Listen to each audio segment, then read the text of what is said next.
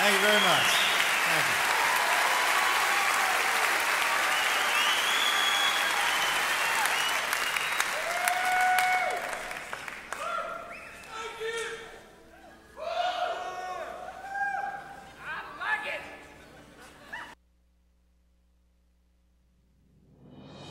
From Hong Kong. In Hong Kong, for the last generation, I'm you have a choice. BasilMarceau.com, the Republican I candidate did for not governor. have sexual relations with And I that realized woman. that this is something Miss he is Lewinsky. We're not going to inherent. be able to solve our problems if we get distracted by sideshows and carnival barkers. One Republican, one Democrat, and you discuss the issues that matter in today's local, state, national, and global politics. Hosted by Steve Hickson with co-hosts John Stanberry and Franklin Chansey. This is Backfire. Good morning. You are listening to Backfire on Whoop FM. This is Daniel Brantley in place of Steve Hickson. We have John Stanberry and Franklin Chansey and a couple of our biggest fans. Good morning. Good morning, Daniel. Hey, Daniel. We got a quick announcement. Warm thoughts and prayers for Steve Hickson. His mom's not doing very well this morning, and Steve is occupied with that, and we certainly wish her a recovery and peace and comfort for the entire Hickson family this morning. And, you know, the ask, I guess, that anybody out there that's saying their prayers this morning or normally does that or doesn't normally do that, please include them in your prayers. Yeah. It's been a long battle for her, and we're really pulling for them. A lot going on this week locally. I don't know if everybody kept up with what happened at the city council meeting this week. A couple of things. Mostly all good things, I think. A lot of them. Barrett Painter was appointed as the new city judge. That's obviously popular around my office, but I think it's a good solution for the city, and I think he'll do a good job and really continue a long tradition of that family providing service to the community. So very happy about that. What was your thought about the Tyson matter, John? You know, I don't know Officer Tyson. Of course, I'm terrible with names, and if I do know Officer Tyson, I'm sorry because I am horrible with remembering names. But I didn't talk to anybody that didn't talk about what a fine officer he was. You know, people told me such things, and I certainly, this couldn't be said about me. They'd never even heard him say a cuss word. And from what I understand, you know, there was a very logical medical explanation for kind of the series of events, and that basically there was some internal politics going on, and people seized upon an unfortunate scenario because of some medical pain and things, and were exploiting it. And the city council, it seems like, corrected that. Well, they certainly went to great lengths to do that. I don't think they've done that before, have they? Have they reversed a decision like this before? Well, they didn't actually reverse the decision, and they could not do that under the charter. Hiring and firing decisions are strictly the purview of the city manager under our charter. What they did was change the city's policy, which in their view authorized the city manager to take a different action than was being contemplated. There seems to be a conflict between the old policy that had been in place since 1996 and the facts on the ground that were being experienced by this particular officer. And I think it was the city council's view that by taking this action, they would empower the city manager to take a different response than had been considered earlier. I assume that that's what will happen now. Well, I hope so. Everything I heard was he's an excellent officer, dedicated, honest. I think he had a good reputation. And I think there's, you know, people make mistakes, and I'm certainly, obviously on this show, I've been sort of a hard line for saying, hey, this person did this person did that, they should be held accountable. But there's a difference between being held accountable and being punished for political, you know, agendas. And government too often, I think, gets their agendas in place. And a lot of times it's not particularly political, like you and I are Republican, Democrat. It's just us and them and which side you're on. I've said this for years in the sheriff's departments. Now, personally, I think when you have a sheriff's race, if I were an officer, I'd try to be quiet and be low as I could. But I don't think wholesale firings of people should happen when administrations roll over. And this was similar to that, and I'm glad the city council took care of it to try to keep someone that from what I understand, is a dedicated, decent officer on the force. Yeah, the other issue that came up was the consideration of the pay increase for the position of mayor. That was not determined in that meeting. Councilman Banks moved to recess the meeting until this Friday. Because Councilman Hughes was in the hospital and unable to attend, and it had been his motion originally. I don't know what the division of support or opposition to that motion is. I heard it was 4-3. Yeah, well, I don't know. It has to come up in the way that it did, or it would expire by its own terms. They could not wait till the next meeting because that's when the new council takes office. Well, they could have waited till the next meeting. They didn't want to wait till the next meeting. Well, it would put it off for farther more years, is what I was saying. Right, but the problem with that is what? Well, I understand your point. It will be interesting to see if members of the community get involved in that issue. Well, has anybody put forward an actual justification for why the mayor's salary would need, what is it, a threefold increase? 333%. Is anybody put forward a justification for that? It's really interesting. The history is I served on the Charter Study Commission when we did it initially, and the original pay for the mayor was $400 a month. That got changed at one point, I think, to $600, and then ultimately to $1,000 a month.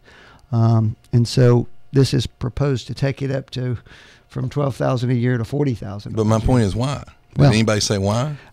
The only justification I've heard is that they think that Tom Rowland has spent a lot of extra time on the job, which I think is probably true, but the job is bigger than the particular individual, and future mayors may not spend that much time, and they're not required to under the charter, by the way. Well, I mean, once again, Tom Rowland has done a yeoman's task. He's been singularly dedicated and done a good job, but that was his choice. It's not in the job description to require that level of work and effort. And so I don't think the pay ought to be based on that work and level, because that's not what we as citizens. Matter of fact, you were on the charter committee. We don't have a strong mayor situation. That's correct. We have a city manager, and I may not have been for that at the time, but it's what we ended up with, and it's what we have. And I just, a 350% increase in pay without any justification is certainly not what I would consider representative of a supposedly Republican conservative community. Well, it's interesting. I will say that I have not heard a great deal of positive commentary about the change, but I don't know if it's going to pass or not. Well, folks, you all are listening out there. This is frustrating. I've been in groups, and the groups have fussed about Common Core, and they fussed about Agenda 21 at the same time the county commission was voting on a budget. Well, here's your opportunity. Common Core, Agenda 21, we may be for or against those, but immediately there's not a huge impact we could have. This Friday, you can have an impact to keep the city from increasing one of their line items 333%. So if you don't think government ought to be growing, if you don't think that kind of increase is appropriate, call your city council members. John, I don't know what else you had on your mind this morning, but I did see something this morning on television. I was curious what your thoughts were about it. What's that? Because obviously there's no surprise that you're an ardent NRA supporter. Right. And I know that's an important issue for you. But there was the video has kind of gone viral, and I'm glad they cut off the last part of it.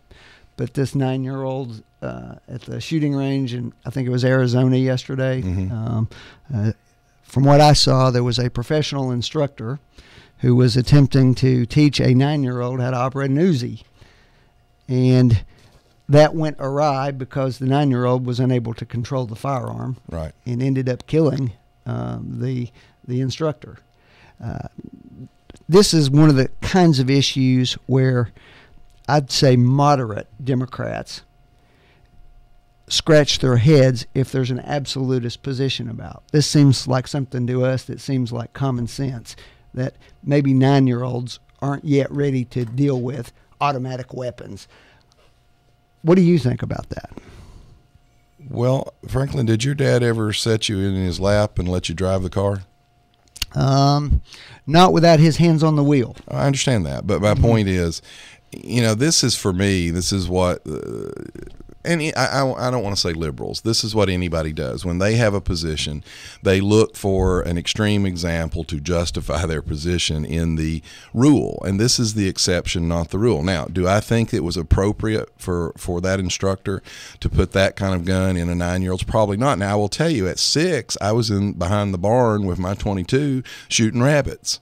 So, at 6 and 7 and 8, I was shooting pistols. I was shooting all kinds of things, and all kinds of boys and girls who grew up on farms, grew up in rural communities, have shot younger than 9. The problem there is that's a hard weapon to control. Now, when you say Uzi, I'll be honest with you. It was an Uzi. It was. I know, but when you say Uzi, first off, is it an Uzi or is it a MAC-10? Is it a Masterpiece Arms? Is it semi-automatic? Is it fully automatic? Okay. That's a hard item to control. I will say, and maybe this will sound harsh, but for me, the problem's solved because it's sort of like the Darwin Awards. The instructor used incredibly poor judgment. He won't use that judgment anymore. So do I think that we should have a law saying that nobody can allow a 9-year-old to shoot a firearm? No, I don't, because that is not, how often has that happened? How many other cases I think the question that it raises, John, is are you opposed to all regulation involving firearms? Is there nothing that's so extreme that even members of the NRA don't go, wait a minute? Well, see, that's not what we're. But see, you're playing a game. Yeah, you are. You're playing a game right there. There are thousands, tens of thousands of gun regulations on the books, and none of us in the NRA are demanding that they be repealed. The machine gun, for example, that you're talking about. Now, this is a good instructive moment for non-gun people in the audience.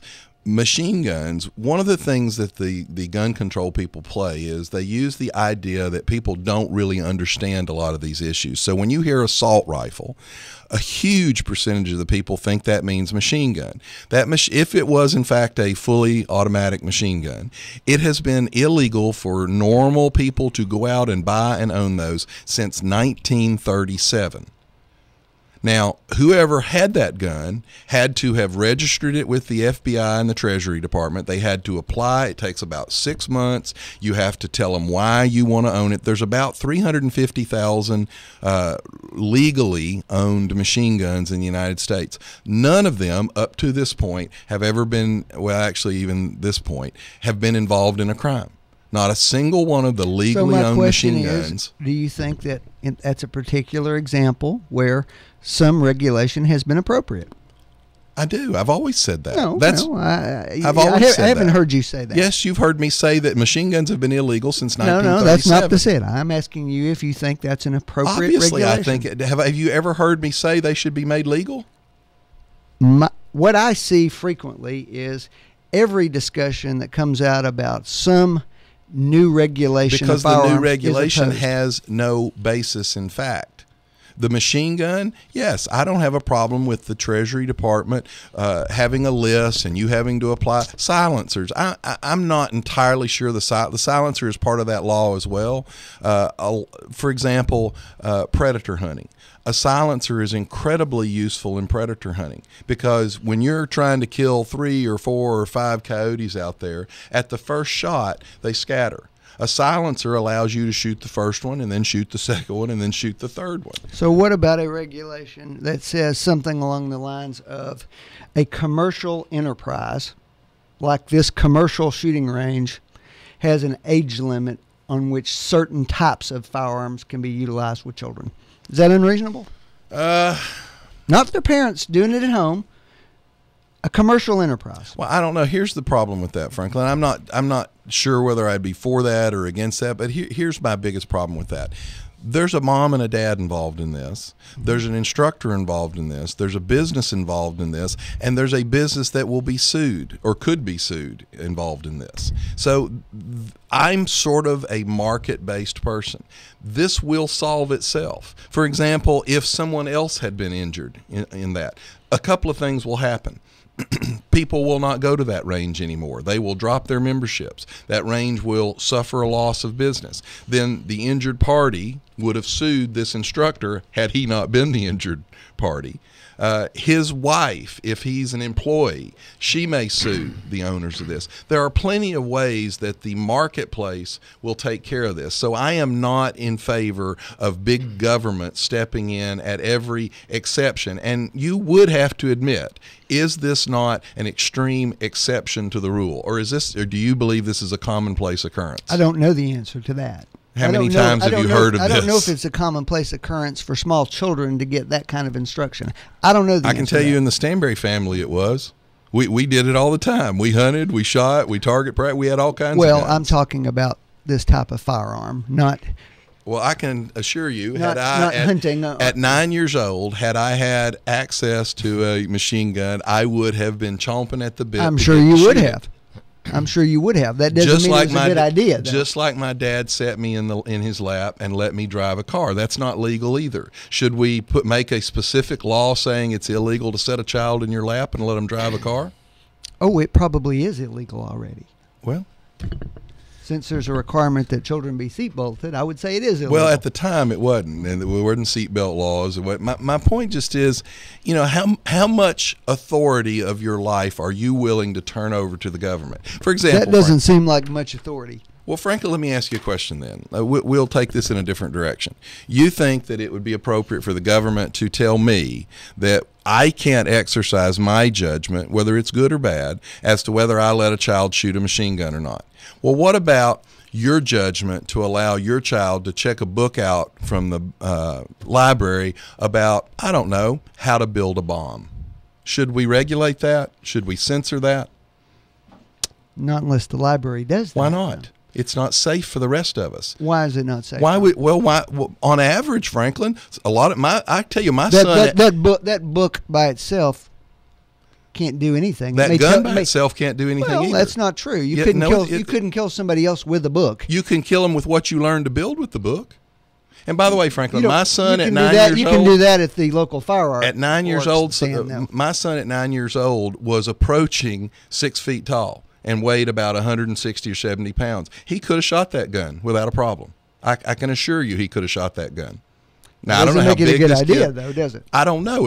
He's my son to decide. Well, but my question was not what you decide to do with your child. My question was this commercial entity. Should a commercial enterprise be able to do that with such small children?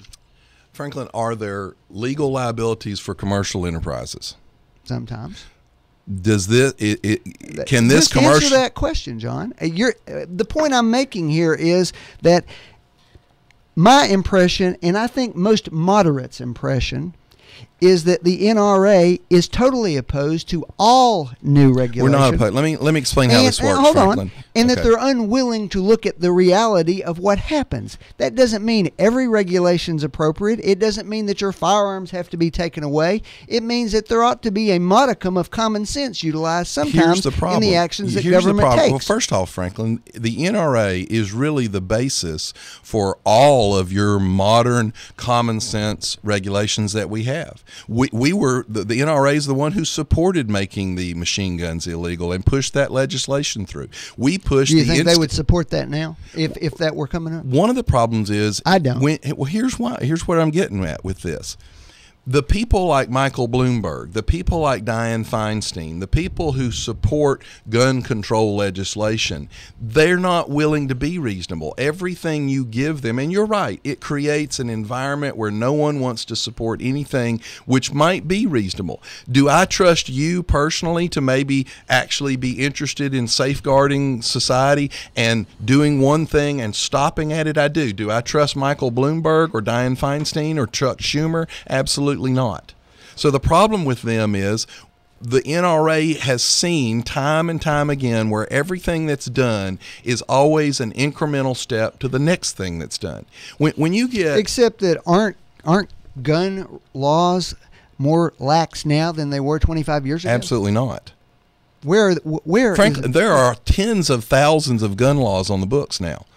The Yes. boys at Columbine broke 23 different federal and state gun laws. Have those and yet, laws- well, my point is, and yet, think about that for a minute. They killed all these people in a massacre. They violated 23 different federal gun laws. And instead of someone going, gosh, maybe we need to look and see whether we're enforcing the current laws, what did the gun control community say? They said, we need more laws. Well, hell, 23 didn't stop them. You think 24 will? Will 25? You got the Vice President of the United States just last year who went on, when he was asked about how they could only prosecute 33 violations on filling out all this paperwork that is required to buy a gun, when there were hundreds of thousands of violations, he said, we don't have time to prosecute all of those.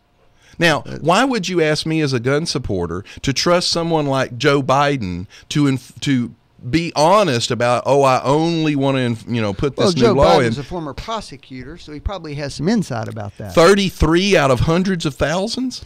Well, there are a limited resource Then available why pass in another the law? That was our point. Well, if you the can't better enforce, question would be why gut the prosecutorial ability to enforce those laws through budgetary means. frankly, That would be a the better NRA, question. Matter of fact, for example, the mental health problems that we've got. The NRA has been on the forefront for years, asking for us to work on the mental health guidelines and the mental health situation because of the very issue that happened at Virginia Tech campus and that happened around the country. The NRA has been reasonable. They've asked for reasonable things to do. The problem is the people they're dealing with are not dealing in good faith. You mean faith. like supporting the addition of mental health services to health insurance plans?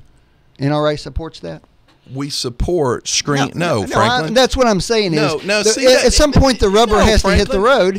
Franklin, when you say you support something, here's what we your support. actions speak we louder support than your having words. a court system that's not coddling a violator because of his rights, so that there's no record when you do a background check to know whether he should be denied a gun. That's what we support. See, everything comes back to your progressive agenda. Oh, well, we need Obamacare to take care of the mental health people. No, we just need a judge who has enough sense to actually put that guy's name on a list. It's a hollow criticism to say that you want mental health to be an issue and part of the solution when you don't really support making mental health part of the solution. No, Franklin, you're wrong. What I said was mental health restrictions, not treatment. Treatment is a completely separate issue. What the NRA has said for years is we should have a system where you go in and a court finds that you're mentally incompetent. By God, there ought to be a list of that somewhere, so when we do a background check, we can identify you. But you and your good liberals who want to help that person through some increased Obamacare mental health thing, you also are the same ones that don't want any record showing the guy needed help. Except that the NRA was against the background checks initially. Actually, they were not. We were always for the background checks. What we were against is keeping a list of them because the government has no reason Isn't to that keep. what we're just talking about? No, Franklin. The NRA is the one. List. The NRA, a list of mental health people, not a list of gun purchases. There's a complete difference. The mental health list, Franklin, that's someone who's been judged incompetent to be a part of normal society. And the reason for that list is so people who were cleared to make these purchases aren't transferring the firearms to people who aren't cleared for Right. it. Right. But you good civil So in libertarians other words, it's didn't a want that list. huge loophole in the whole process. Well, Franklin, if you want to talk about loopholes, let me see if I got this straight. I'm a completely honest, decent citizen, and you think it's appropriate for the government to keep a list of every time I buy a firearm, what kind of firearm, when I bought it, which, by the way, is the same thing the Nazis did right before Hitler confiscated all the firearms. But the guy who's complete crazy, who tried to kill his mom and has been deemed crazy, you don't want a list of him as being crazy. I didn't say I didn't want that list. Nobody said that. The NRA for years has What said I said is, if better that's records what on you who's really crazy. think, you need to put your money where your mouth We is. have. We pushed for years to get the mental health system fixed so that when a court ruled someone as incompetent, that there was a list of that person so that when we did a background check, we would be able to say, he shouldn't have a gun because he beat his girlfriend, because he's crazy and tried to burn his house down. That's a list we were in favor of that you and your civil libertarian buddies were not in favor of, but yet you did want the government to keep a complete running list of every law-abiding citizen who tried to buy a gun. Well, we favored.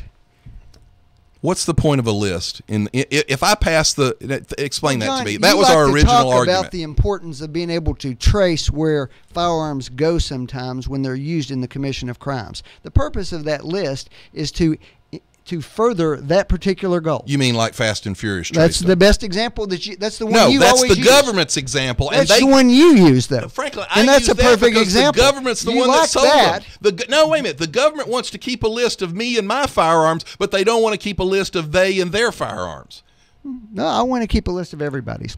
But on that point, it's always enjoyable on Wednesday morning, but I have to leave early today. Well, I've I'm got going to to be make in sure I Chattanooga. come in with some extreme example of something that only happens once Okay. in a blue moon, and then I'm going to ask you to support legislation regulating it based on one extreme example. Always a good move, frankly. I'm looking forward to that.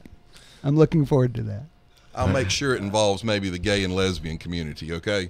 I'm Well, sure you'll support regulating that. Well, if you thought You know that, what, Franklin, if now you that I thought think that of was it, a problem, that's an and I excellent don't, example. so- There's people in the gay and lesbian community who actively seek out to infect other people with the AIDS virus. So I think we ought to outlaw gay and lesbian sex. We actually have a crime for that. Should we outlaw the sex because, one person does it, so we should outlaw it to everybody? Would you support that? Of course not, John. Of course not. Of course not. But on gun owners, you would. With that, we're going to break. You're listening to Backfire with Steve Hickson. We'll be right back after this. You are listening to WOOP-LP, Cleveland, Tennessee. WOOP FM is a broadcasting service of the Traditional Music Resource Center, and we play America's original music. Check into cash. Turn your car into cash at Check Into Cash. Get an auto title loan today for up to $2,500. At Check Into Cash, you get the most for your car, and we make it quick, easy, and confidential. Stop in for an auto title loan today or a payday advance for up to $425. Call toll-free 877-262-CASH. Title loan amount determined by value of car and ability to repay. Borrowers often use payday advances over a period of months, which can be expensive. Restrictions apply. See store for details. Did you know that U.S. Money Shops cashes all checks, even the ones most check cashers reject? Tax refund checks, government checks, payroll checks, and many more. And when you cash a check with U.S. Money Shops, we'll give you 10% off your next purchase. At U.S. Money Shops, we have everything you need at a fraction of regular retail. So stop by to one of our 11 locations or visit us online at usmoneyshops.com. Buy or sell or coin today, the better way at U.S. Money Shops. Some restrictions may apply. See store for details. Wheeler Technologies has moved. Visit them at their new location at 490 Grove Avenue Southwest next to Bradley Rentals. Same great folks, same great service with a better location to serve you. Call Wheeler Technologies for voice, data, and security needs at 664-TECH. That's 664-8324. And remember, depend on Wheeler Technologies for the current time and temperature every day at 476-1111. Tennessee Alarm Contractor C1750. If you need a little green, Lending Frog is making deals. He'll lend you cash on any kind of wheels. Borrow just a little, or you can borrow big. Lending Frog is a new financial gig. It's hip to hop into cash. LendingFrog.com is making a splash. Dig it, dig it. Dig it, dig it. Ah, the sounds of summer. If you had a pool, from Matthews Pool and Spa Company, 902 Sahara Drive in Cleveland, Tennessee. Call them at 423-476-4521 and get the pool or spa of your dreams. Do it now, Cleveland. Locally owned and operated for over 25 years right here in Cleveland, Tennessee, with over 75 years of total experience in the installation of pools and spas. So check out Matthews Pool and Spa for your new pool, spa, or any accessories you may need for a pool or spa you already have. Check them out here in Cleveland on Sahara Drive, 476-4521. Look out, kids, I'm gonna jump. Woo! You're listening to Backfire with Steve Hickson on Whoop FM. Call 423-614-5553 to join in on the conversation. Now, back to Backfire. All right, we are back on Backfire. Franklin has had to take off, and as you know, Steve is not here this morning. So you're stuck with me. So you're stuck with John, and also I've turned on Bob's microphone. He says he's not going to talk, but that might change. I did want to say, thinking about the gun range issue and everything, thinking about that back-to-back with Lieutenant Tyson issue, it seems that what is needed in both of those situations is wisdom and common sense. Both of those could have been avoided altogether. As you said, they were responsible parties who could have looked at the situation. Now, the person who shot the Uzi, this may have been the first time at a range, and the guy was excited about it. Your son had ample time to get comfortable around them, and you knew his capabilities. And well, the big point is you don't write legislation affecting huge swaths of the population based on an exception, and an exceptional situation. Yep, exactly. And think about the Lieutenant Tyson, same thing. This didn't have to happen. No. If they had used some common sense and wisdom at the front end.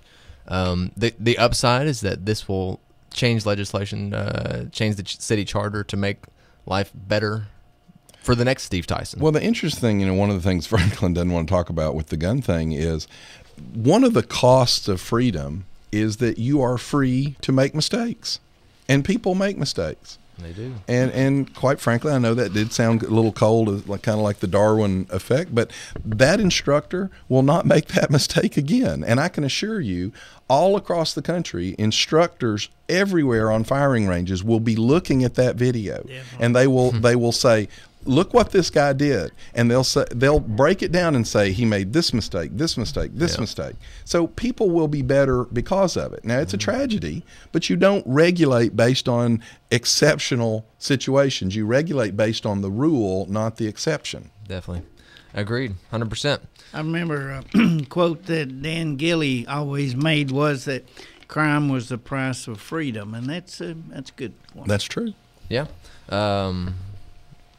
It's still a sad situation thinking about a 9-year-old living with. Oh, it's tough for the little boy. Not his fault, sadly.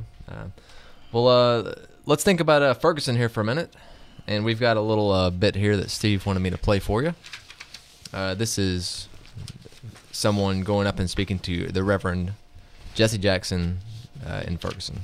Hey, Jesse Jackson, how you doing? Off the lot, sir. Come on, say hi. Let's go. Are you here to support us? Yes, sir. You are? Been marching all day long. You been marching all day long? We haven't seen you marching all day long. We haven't seen you. Hey, are you going to pay the bond of those brothers that's been locked up? I've been with the Brown family. You been with the Brown family all day? What about the brother that filmed the Eric Gorda murder? Are you going to post his bond? Are you marching today with us, or you just gonna sit in the car? Because we haven't seen you marching at all, Jesse. We ain't seen you. When you gonna stop selling us out, Jesse? We don't want you here in St. Louis. When you gonna stop selling us out, Jesse? No, ain't no wait a minute, brother. This is real. We activists out here. We activists out here, brother. This is real. We don't want you here. You're not a leader. You're not a leader. We don't want you here, brother. Matter of fact, you're not even a brother. You can keep moving and get the brothers out of jail. That's what you could do. Well, seems like everyone's tired of Jesse Jackson. Well, Bobby, you want to comment? No, I think I'm going to pass on that one. No. This is your opportunity, Bob. Come on. No. You know, the problem is people like Jesse Jackson. And I tell you, the more concerning one is Al Sharpton. And the reason I say he's more concerning is the White House has actually identified him as their point person. That's crazy, isn't it? On this issue. Now, here's a guy who has a history, the Tawana Brawley. Turns out a complete fabrication and a lie, destroyed people's lives. He never apologized. He actually built his reputation on that. You've got the Duke lacrosse case. He championed that young lady. Turned out complete pack of lies. These men's lives were destroyed down there. Their college careers were destroyed. No apology. And the White House thinks it's appropriate to actually identify him as their point person in Ferguson on this. By the way, while we're talking about this, there's a video, you all could do a search for it out there, where a black police officer shoots an unarmed white man. I'm wondering where the media outrage is on that. Where's the circus on that? Now, don't get me wrong, I'm not defending either one. There should be an investigation and we should find out what happened. But I am generally supportive of law enforcement. A guy that goes out every day of his life not knowing whether he'll be coming home to take care of his wife and kids, and he does that to try to keep the streets safe, you want to second guess and judge him on the back end of how he decided to defend his life? I'm generally supportive of them, but my point simply is there's no media circus surrounding the white unarmed man who was shot by a black police officer, and there shouldn't be. But there shouldn't be this media circus in Ferguson either. Agreed. If you've got comments, 614-5553, 614-5553. And what's for me most interesting about the Al Sharpton identification, putting him as the point man, what kind of resources does the White House have to fill that position? You would think they could get anyone. Oh, there's all kinds of pastors in the black community that could have been asked to do that would have not been incendiary, would have not had this background of division, this background of actually falsity, telling stories that weren't, even if you say, well, he didn't tell Tawana Brawley's story. He rode that dog until the last minute. Looks like we've got a caller. Grab those headphones. Caller, you are live. Hello, Dan and John. Hey. Morning. In this St. Louis, fire baby's been blown out of proportion. My comment about that is, if the policeman's guilty, they should fire him or put him in jail. But the guy was caught robbing a store. What I figure about that is, and he almost knocked the policeman's eye out. So I think I'm right about this. I think if a policeman's if he thinks somebody's threatening him with his life, you're allowed to shoot him 20 times. But I don't get me wrong. I hate that the young guy got killed. But like I say, I think it'll come out in an investigation, and so we'll just have to see what happens. But I don't know what John's opinion is on that. Well, I mean, I hope it comes out in the investigation. The problem is you've now had Eric Holder go down there and tell the Brown family and all the protesters, I'm on your side and we're going to get justice for you. Well, what happened to the presumed innocent?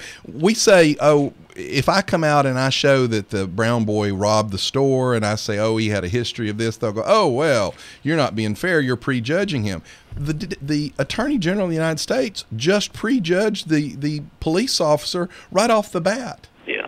So, I mean, do you think, when you look at police and you think how dangerous a job that is this going to help us recruit people when they feel like the first time they have to defend their life, the whole rug's going to be pulled out from under them, and the Department of Justice is actually going to show up and help railroad them? If I was this officer, you've got a black woman out there that's been a big supporter of this police officer. She's getting death threats right now. Yeah. You've got a white guy down in Mississippi that was told, he was an Iraq war vet, he was told not to go into the Waffle House because there were a group of black patrons in there that were upset about the Ferguson thing. He went in, they followed him to the Huddle House, beat him into a brain-induced coma. Now, the weird thing is the local police in this Mississippi case said they don't think this is a race-based crime. Now, you got a white guy goes in a Waffle House, and they're upset over Ferguson. They follow him to another restaurant, knock him to the ground, stomp and beat him into a brain-damaged coma, but there's no race component to that, according to the officials. Wow. And then you've got the White House. You talk about sending messages. When the highest ranking general in the Army since Vietnam is killed in Afghanistan, no one from the White House attends that funeral. 2-star general dies, they have a funeral, no one from the White House attends. Border Patrol Brian Terry is killed with guns that our own Justice Department sold across the Mexican border into Mexico. No one from the White House attends his funeral. They don't even get a note. They've not even got a condolence letter from the White House.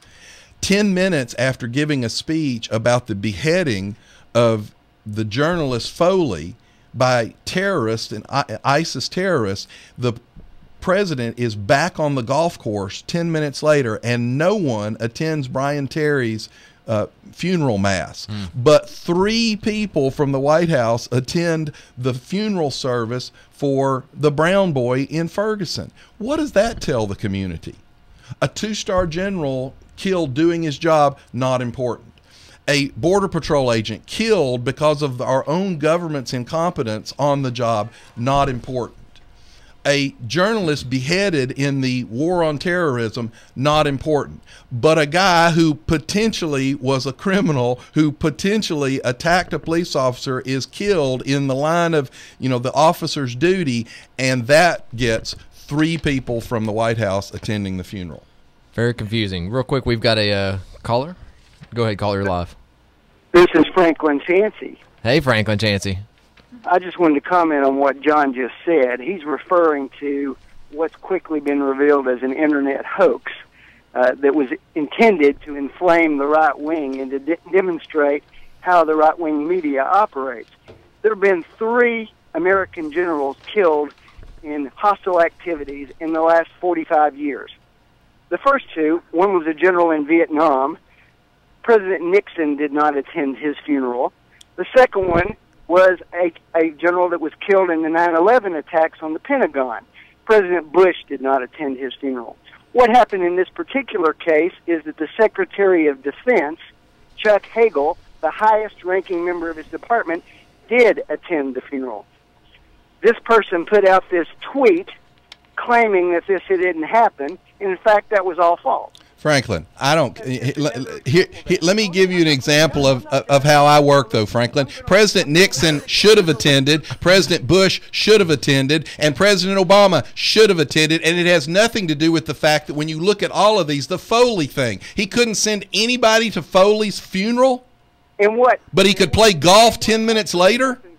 Is there was no outrage expressed when the president didn't attend in the past. Franklin, the outrage against this president is by people on the New York Times Writers Syndicate, by the Washington Post. These are liberals that are finally admitting this. When will you admit it? This guy is completely out of his element.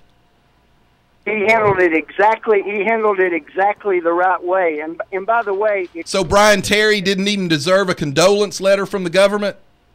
The Border Patrol agent killed with Fast and Furious guns didn't even deserve a letter from the government saying we're sorry?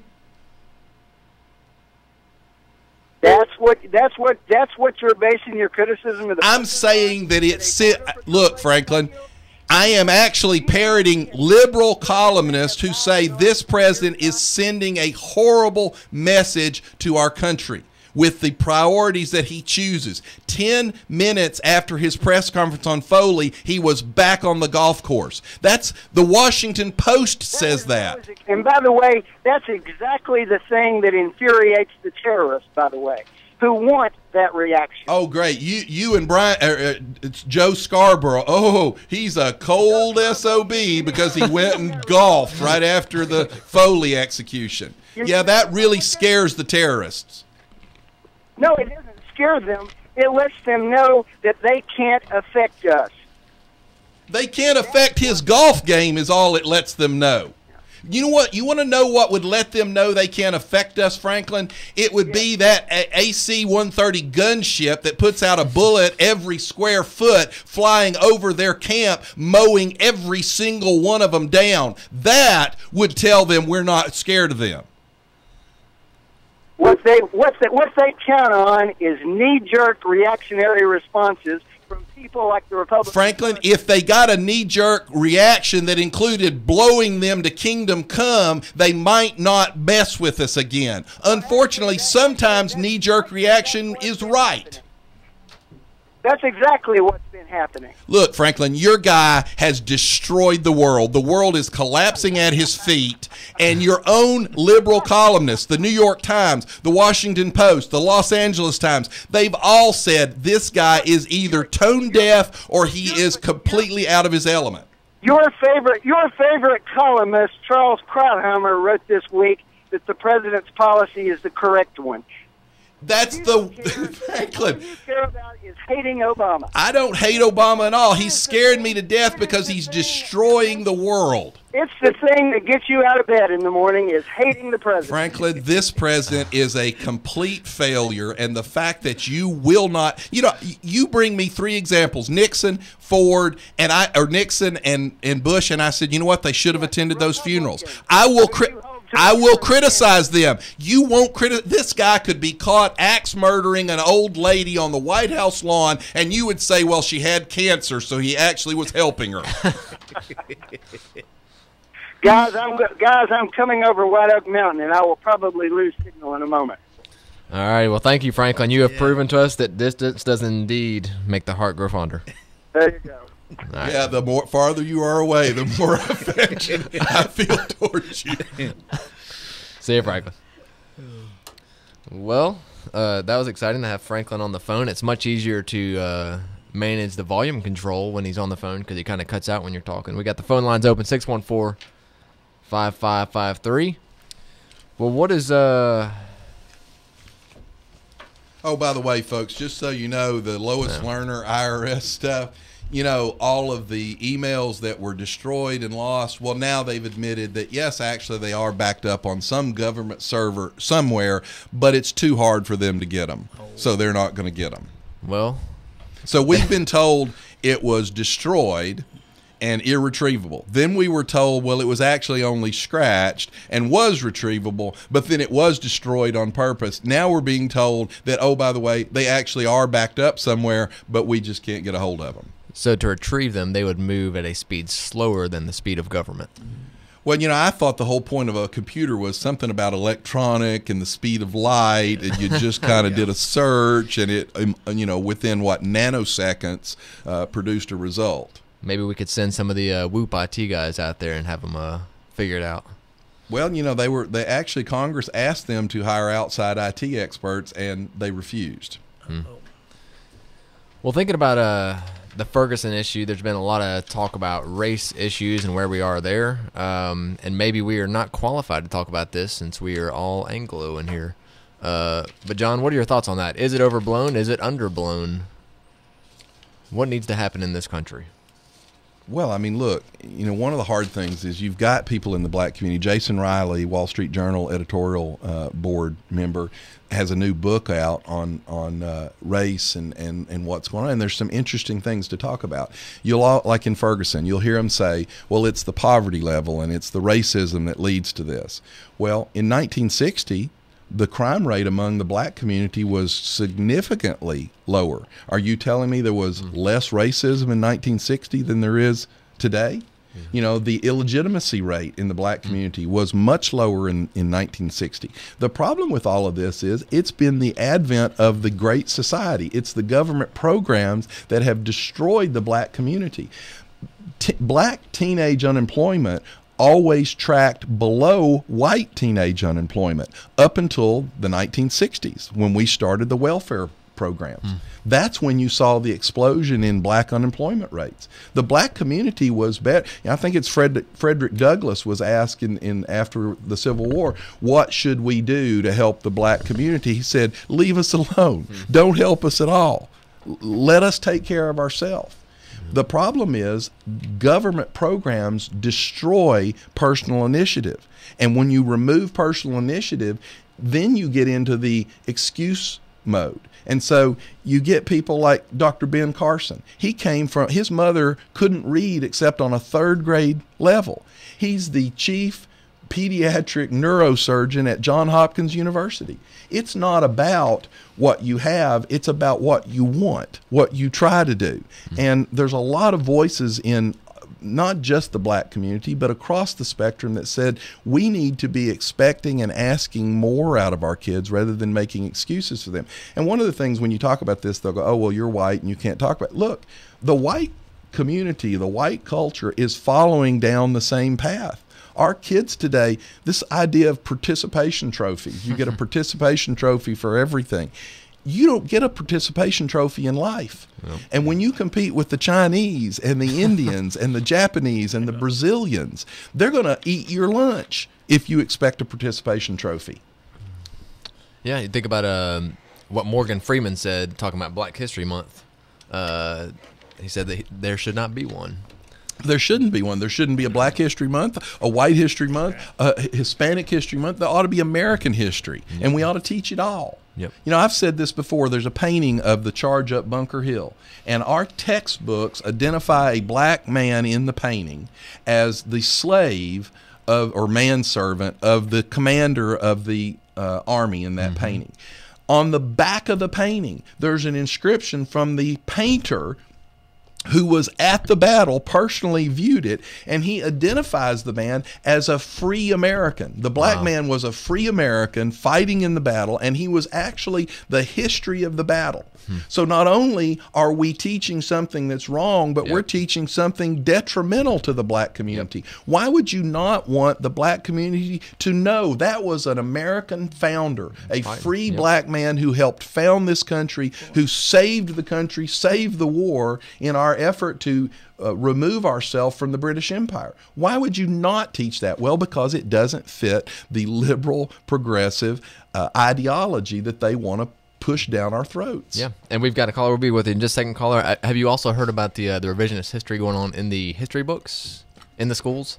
Oh, knocking out all kinds of events that and people who have an incredible and by the way, Franklin, they also didn't send anybody to Margaret Thatcher's funeral, probably the second greatest prime minister of Britain since Winston Churchill, and we didn't send any major representative to her funeral either. All right, caller, you are live. You still there? We lost a caller. No. Well, what else is going on, John? Well, Burger King is getting ready to move out of the country. For tax reasons, I imagine. Tax reasons. They've bought a, I've never heard of it, but it's a donut chain, and the Tim Hortons donut chain, and they're headquartered in Canada, where the tax rate is about 15 percentage points lower than ours. Surprise. And so they will be moving their corporate headquarters to Canada. Since 2011, there have been 22 such deals, and the deals have increased from 1% of U.S. outbound deals in 2011 to 66% in 2014, because we have the highest corporate tax rate in the world. Now, the president wants to do some leadership. Show me where he presented a proposal to Congress to cut the corporate tax rate. There's actually bipartisan support for these kind of sort of moderate tax reform ideas. Everybody agrees, Republican and Democrat, that our corporate tax rate is too high and that we are losing business. You know what the president's response to this was? He labeled the companies unpatriotic. You know, now, I would think that the constitutional law scholar in the White House would know that under U.S. law, a CEO of a company has a legal obligation to cut the tax, costs to his company. He is legally obligated to try to do everything possible to make that company financially sound. So they actually, if you can move across the Canadian border and cut your taxes 15% and return more to the stockholders, you are legally required to do that. But our president's response is to call those companies unpatriotic. Let's see if we got a caller still there. You there, caller? I'm here. All right, what you got? I was just wondering, when something like that happens, like that guy that got shot, why do all them black people get out there and break in them stores and steal everything? Yeah. That's not helping anybody. Well, that's one of the things that you get some of the only person worse than a conservative Republican is a black conservative Republican. You get some of the black conservatives, we'll talk about that. For example, I think there was a Korean store owner whose store was broken into and looted. Tell me what he did to deserve that. Right. Who in their right mind, the president didn't, they make a little cursory, oh, well, we don't like the violence. If the president wanted to set an example, he would go in and say, that guy didn't do anything wrong. You had no right to do that. I don't care what happened. You shouldn't do that. Now, he didn't make that forceful argument. And this actually, Red, brings us back to a gun control argument. People talk about, well, who needs an assault rifle? Well, the Korean store owner in the riots in Los Angeles who had to get out on the roof of his store with an AR-15 to try to keep the looters from destroying his livelihood, he needed an assault rifle. That's an exact time that somebody needs an assault rifle. Well, I'll tell you what, if we ever have one of them here in Cleveland where somebody gets shot and all these black people rise up, I'm just going to paint my face and go get me some new furniture. That's what they do. Thank you, Red. All right, well, we have made it to what is lovingly referred to as the magic hour. Well, I guess I want to reiterate, everybody please remember Steve Hickson and his family in your prayers. Yep. It's when President Bush was asked one time about, he commented on how it strengthened him to have people praying for him, and someone asked him, well, how do you know people pray for you? And he said, because I can feel it. Yep. And so let's see if we can make Steve Hickson and his family feel our care and concern and prayers for him. Agreed. Look forward to having you back soon, Steve. We'll be back next week. You've been listening to Backfire with Steve Hickson, John Stanberry.